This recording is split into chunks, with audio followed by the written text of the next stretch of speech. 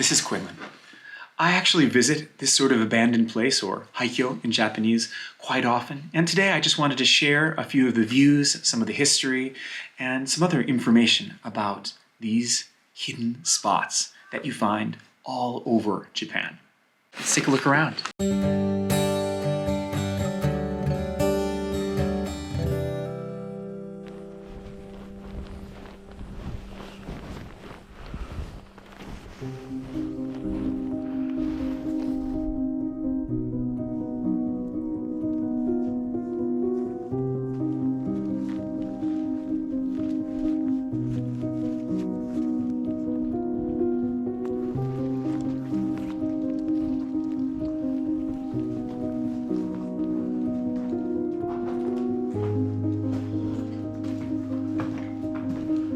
I've been visiting these ruins for, I think, about 7, maybe 8 years now. And even in that short time, it's actually changed a lot. There's been a lot more graffiti than there was when I first came. The concrete in some of the stairways is actually crumbling. It may be that just in another short 10 or 20 years that this area becomes too dangerous to go up onto the upper floors of. We'll see. This central staircase here is one of my favorite places. The layout of this is a number of buildings, I believe 2, 4, 6 of them are all connected. And this stairway runs down the middle with this sort of mezzanine floor. You can see here with huge rooms on either side of it. However, the ground is just covered in debris. And so you really have to watch your step because there's rusty nails and all sorts of other hazards peeking out in addition to things from the ceiling dangling. Some people seem to come and leave spooky objects here with perhaps the idea of, I don't know, scaring people or just doing photo shoots. But this does not date back 50 years. Someone brought this just in the last couple here.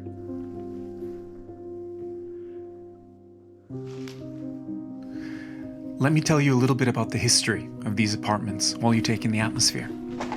They were built in 1951 to house workers at a nearby sulfur mine and their families.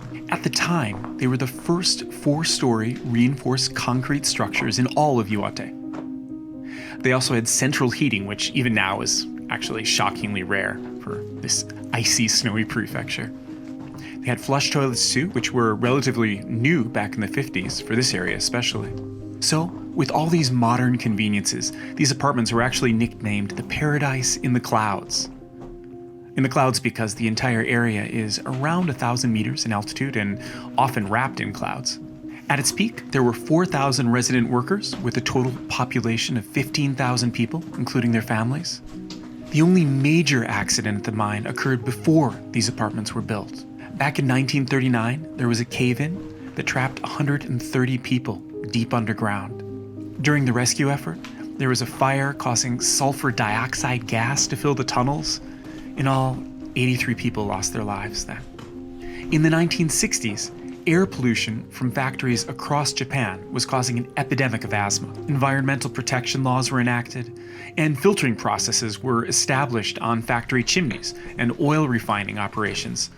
These collected sulfur, and so the demand for sulfur mines dried up almost overnight. In 1969, everyone at the Matsuo mine was fired, and a couple years later, the entire area was abandoned. One of the places that I like to visit when I come here is up on the roof. And to get up there, you've actually got to go out. Can't do it through the building itself, but you've got to go out and into an adjacent building, because not all of them have roof access. This one, however, does. Looks like no one's been here in a while. No footprints in the snow.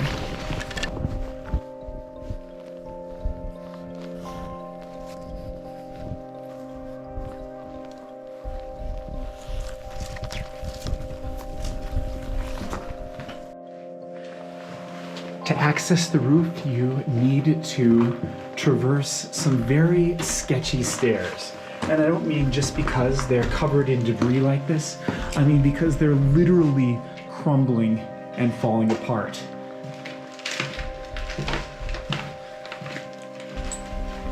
This is what I mean by sketchy stairs. Just don't put your foot into one of those and you'll be fine. After climbing up past the 4th floor, you come out here onto the roof. There's lots of dangerous holes that you don't want to fall down in, but you've got a view up here of the other buildings.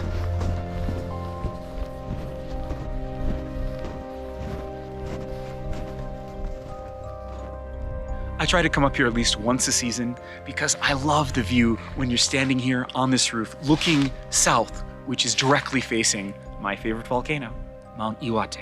And generally you can see all these buildings with Mount Iwate in the background. And it's just, for me, really peaceful, even though this is a number of things to a number of people. It could be simply a prop for some sort of aesthetic project, whether you're into photography or making videos or something like that. It could be a play area if you're into doing these sort of, in Japan they call it survival games. People come in here with these BB guns, these plastic BB guns, and run. Or if you just like to walk around and visualize that civilization has ended, there's been a zombie apocalypse or an environmental apocalypse or something, and everything's over. And this is what just about everything would start to look like in that case. You can see these individual apartment units that they had here. The floors had tatamis on top of them. Ooh, now they're really fragile. I want to step on the beams. You can see these weak little beams that they're all on, and so I'm just stepping on those, and they're bad enough. Yeah. Somehow people like to move the toilet part around, but these squat toilets were top of the line in Japan in those days.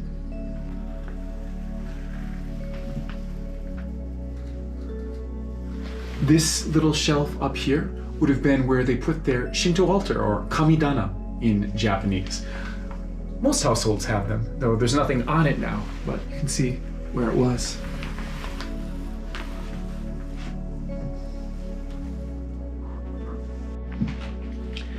This room right here was the bathhouse. As you can see, here are all the lockers. And then in here, this would have been, I don't know, the men's or the women's bath. Here, you can see where the water would have come out. People would have squatted here, washed themselves off before getting into one of these 2 baths. Maybe this little one here was a cold water bath, who knows? And then right on the other side, you have the one for, I don't know, men or women, whichever is which. But they're 2 mirrored bathing facilities. The floor on this one is totally destroyed.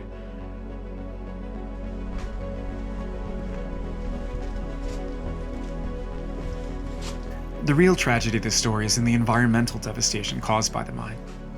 In addition to the beech forests, which were clear-cut to make room for the mine itself, the soil in the area became really highly acidic due to smoke from sulfur refining, so the entire area around the mine became a wasteland where no grass could even grow. The toxic water that drains out of the mine had a pH, or still does have a pH balance of around 2, and contains arsenic, among other heavy toxins. According to Wikipedia, there's 17 to 24 tons of this toxic water coming out every minute. In the 1970s, this contaminated the entire Kitakami River, which is the 4th longest river in all of Japan. It became a brown, dead river that damaged ecosystems and agriculture not only in Iwate Prefecture, but all the way south to Miyagi as well. Cleanup efforts began in 1982, and the current water purification plant started operation around 2010. It still costs Iwate Prefecture millions of dollars a year to maintain, and needs to be operated for generations to come, as apparently the mine is too large to seal up or somehow otherwise stop the flow of that toxic water from coming out. So, while these ruined apartments are beautiful, I think the real story here is kind of a cautionary tale about the greed of private industry without constraints, prioritizing short-term profit over all else. Blah.